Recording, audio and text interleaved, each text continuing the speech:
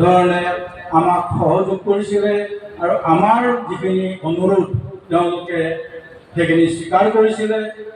ন্যায়পালিকাৰ ক্ষেত্ৰতো মহামান্য আদালতে আমি অনুৰোধ জনোৱা অনুসৰি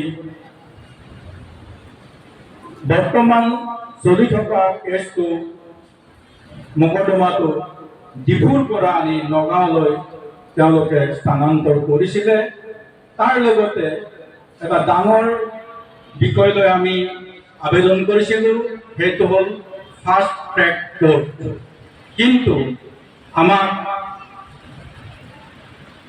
ন্যায়পালিকায় বা মহামান্য আদালতে গুৱাহাটী উচ্চ ন্যায়ালয়ে সেই সুবিধাকণ নিদিলে।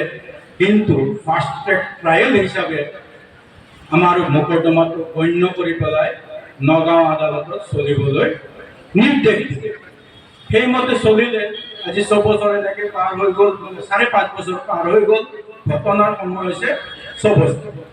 তো ইয়াৰ ভিতৰত এই যে এটা লেহেমীয়া গতি বৰ্তমান চলি আছে, তাৰ কাৰণ আমি সঠিকভাৱে উলিয়াব পৰা নাই যদিও আমাৰ মনে কয় যে চৰকাৰ যিহেতু এটা পক্ষ, এই মোকৰ্দমাত চৰকাৰ এটা পক্ষ, সেইকাৰণে চৰকাৰৰ নিশ্চয় এই ক্ষেত্ৰত সম্পূৰ্ণ দায়িত্ব আছে যে কেছটো কিয় লেহেমীয়া গতি বৰ্তমান চলি আছে। দ্বিতীয় কথা,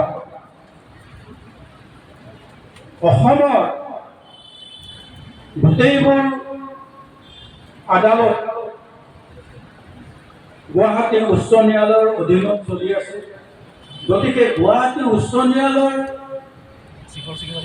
নিৰ্দেশ মতে এই যিটো আমাৰ মোকৰ্দমা, এই মোকৰ্দমাটো ফাষ্ট ট্ৰেক ট্ৰায়েল হিচাপে চলি থকাৰ কাৰণে নিৰ্দেশ দিছিলে।